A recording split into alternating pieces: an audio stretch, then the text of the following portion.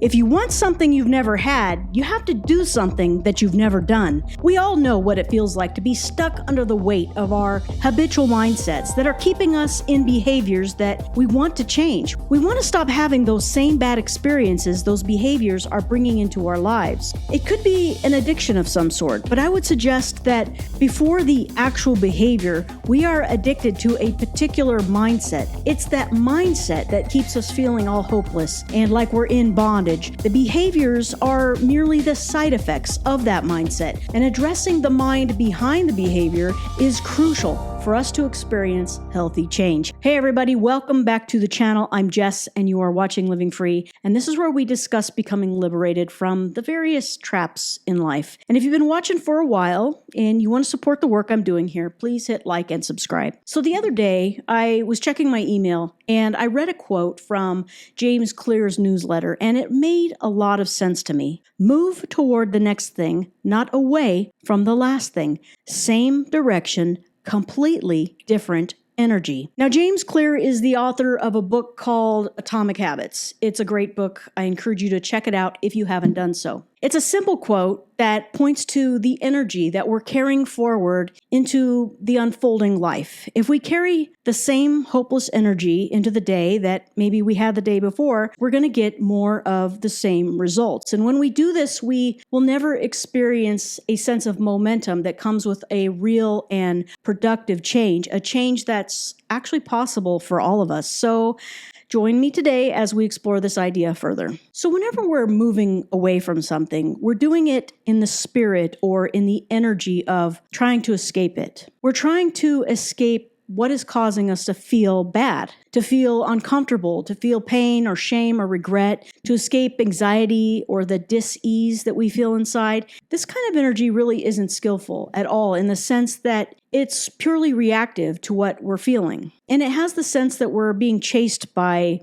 this metaphorical monster, if you will, and we always feel like we have to keep running. I personally can relate to this, and it's really a tiring way to live your life. I don't know about you. But what happens if we flip the script? We turn this upside down. Instead of having the mindset of running away, of always trying to escape, we instead focus on changing the energy. And this only happens when we can find a way to shift our perspective about the whole thing. When we can see that our orientation is simply built upon a layer of story that we've created ourselves, these mental narratives that are layered up to create a sort of orientating mindset. It's completely mental. And knowing this helps us to question the validity of the mindset. The stories are simply imaginal concepts. They're ideas that we are believing to be true when they really have no basis in reality. So upon having this realization, we can shift our focus towards our new life, the life that is actually unfolding in this very instant. It's then that we can carry a new energy forward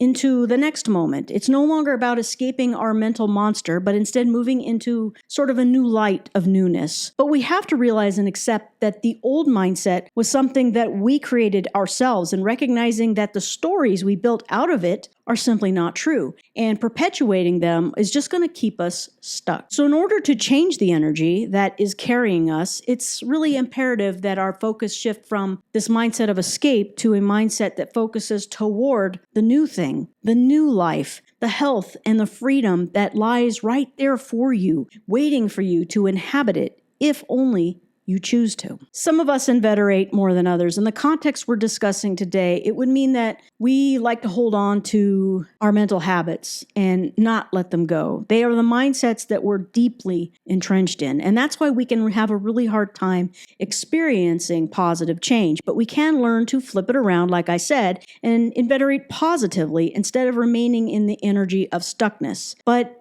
in doing so, we have to come to a really vivid realization that our negative mindset is built upon a foundation of mental stories that actually can't be proven true. And being released from the shackles of those stories is what frees us to shift our energy in a much better way. Really, when it all comes down to is about energy and the feeling qualities that that energy has. And once we see that that's all it is, we can begin to shift it. So we start focusing our thinking on what we really want, not on what we're trying to escape. Our response to life is important because it shapes what happens at this moment and all the subsequent moments. It shapes how life is going to unfold in the very next instant. You can be in bondage in this moment and the next moment experience a complete sense of liberation. It really is up to us.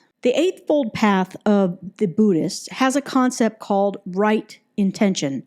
And if we're stuck in life, we have to really be honest with ourselves, with our intentions. What is our intention? If we are passive to our mindset habits, we're not really being intentional at all. You could say passivity is the intention, and we are simply carried along by the wave of our habits, the least resistant path. Right intention means we're going to take action to cultivate a new mind that is concerned with healthy and positive growth. Growth always moves towards more growth. It's a complete paradigm shift from our old way of being. Now, in a practical sense, if we are struggling with some sort of addictive behavior, we might find that why it's so hard to quit lies with where our focus is. Maybe we're only focused on the reasons to quit. Reasons are not good enough. Talk to any addict, and they're going to know more about their addiction and why it's bad for them than the average person. They often know all the science about it. They know all the recovery lingo. Reasons are just not good enough, period. So one thing that helped me was intentionally shifting my focus to what it looks like to be healthy and to be free and to never be tempted again. And in my case, if you've been watching the channel, you know my thing was alcohol. What would life be like to never think about taking a drink ever again? What does life with no hangovers look like? A clear mind, a healthier body, and better relationships. What does that look like? The more I turned my intentions toward that future reality, the more confident momentum I gained. My energy shifted, and I was able to achieve sobriety and everything that I had envisioned once alcohol was put firmly in the past. Everything shifted from being reactive to being proactive. And this energy, it felt a whole lot better. It was like going from dark, depressed, hopeless energy to bright and enthusiastic, hopeful energy. So new mindset habits are really the key to building our resilience. They help us to respond to and to adapt positively to life. Change the intention and change the energy. Change from dark to light. And when you start to see the growth, it's going to serve as confirmation to you to remain committed. Even if you stumble, we all do. Commitment is what's going to get us back on our feet, and it's going to move us forward.